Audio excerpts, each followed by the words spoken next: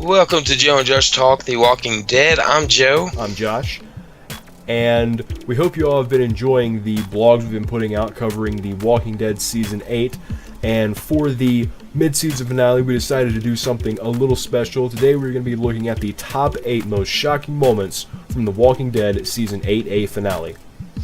Right, and just so that those that are watching this, spoiler alert, by all means, because we are covering every bit of what happened in this episode.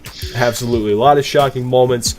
And coming in at number 8, we have the Saviors escaping the Sanctuary. Thanks to some help from Eugene, they're able to make their way out and enact revenge. Rick and the group had them on the ropes for a long time, but they get out, they take over the kingdom. They're implementing new rules, harsher rules. They destroy Alexandria, blow it up, burn buildings to the ground, and they make their presence known to Hilltop on the road. Alright, and coming in at number 7, Eugene helps Dr. Carson and Gabriel escape.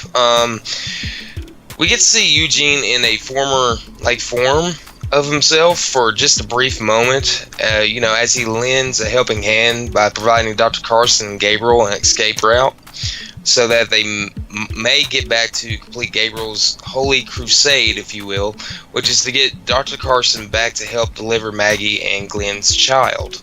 Absolutely. We've talked about Eugene quite a lot here on Joe and Josh Talk. We did a blog about his allegiance a while back before the season actually started, wondering whose side he's on. And we've heard him say that, he's Negan and he's going to help the Saviors. But, like you said tonight, we saw a glimpse of his former self, and it was an interesting moment. And coming in at number 6, we have Enid apparently killing the leader of Oceanside. Despite her and Aaron's attempt to make a good impression, things went terribly wrong, and Enid may have been startled and shot before she thought, but what kind of impact will her mistake have? Because the last time people from this group came to Oceanside, they stole all the guns there, and now they've killed the leader, and it makes you wonder, can the Oceansiders ever trust these people again? It's an interesting question because, just because of what, went down in this episode, it's going to be interesting to see in the next half of the season when it comes back on in February. Coming in at number 5, Maggie takes a last stand. Maggie and the Hilltop community dig in as they fear might be their last stand against the Saviors. Considering they don't know that Rick and the rest of the communities have survived, they prepare their final stand as what seems to be their last hope at a free world without the Saviors. Yeah, absolutely. Maggie obviously met the Saviors on the road. They laid down some new terms. They said, we're taking over these other communities, but the Hilltop, you're still going to be producing for us. So Maggie, in response, I thought it was interesting, she got the coffin and she executes one of the prisoners. It was the one that held Jesus at gunpoint in the outpost, and she puts him in the coffin and sends him away saying, I have a lot more than this, stand down. So very powerful move by Maggie there. Right, and I guess you don't like the word cupcake. Exactly. And at number 4, we have Dwight's betrayal finally being discovered. Dwight helped Daryl and the others escape Alexandria, and he led the Saviors right into their ambush. And he seems to have earned their full trust now, but his cover is blown. He killed multiple Saviors during the ambush, but one got away and will undoubtedly reveal the truth to Negan. Oh man, this is going to be interesting because, Dwight, he's kind of been the inside guy for him. He's kind of been helping them set up traps for the Saviors, help them get the upper hand on the Saviors. Now, his hand's been shown, and it's just going to be interesting to see what happens.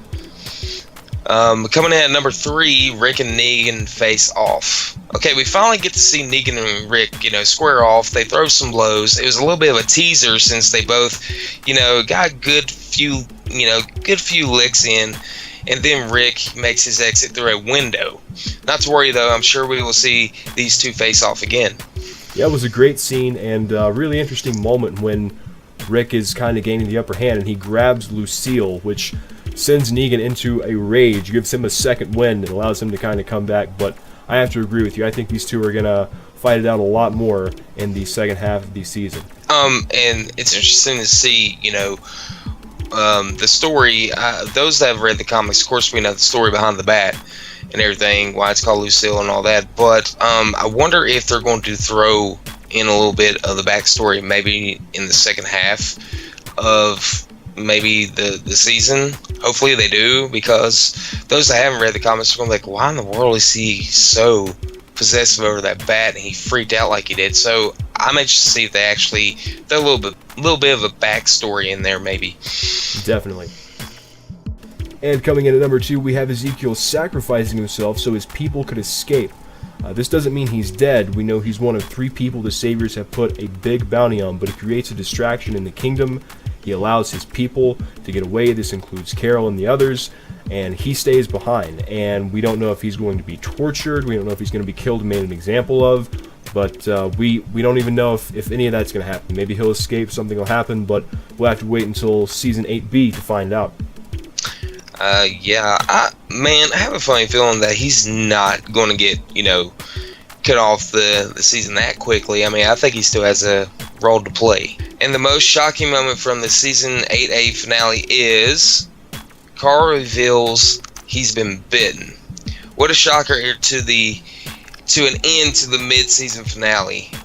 Carl gets bit. You can see the reaction in Michonne and Rick's faces as they know what is getting ready to become a Carl, which we kind of knew that Chandler was getting ready to make his exit, considering he wants to go to college and work on other projects. Very shocking to see, and it was a very emotional moment. And who knows how this is going to affect Rick's psyche? Who knows how this is going to affect Michonne's psyche? Right, and they were talking on The Talking Dead. We were talking about this. They were wondering if somehow fans asked if Carl was going to somehow survive, and I believe the co-producer said that it'll play out like every Walker bite does, but He has some unfinished business, so that's going to be interesting to see what happens. Right, so tons of crazy stuff going down in this finale. It was an action-packed episode, a lot of emotional moments, loss and destruction, and the conflict continues. I think Season 8B is going to be awesome. Can't wait. We'd like to thank you all for checking out this video, for checking out the blogs, for following Joe and Josh Talk. Really appreciate you guys checking out our content. We'd love to hear back from you. What do you think were some of the most shocking moments in this finale, and what moments are you looking forward to learning more about in the second half of the season? Right, and that's going to do us for us, and we will catch you on the next episode of Joe and Josh Talk, The Walking Dead. Stay awesome.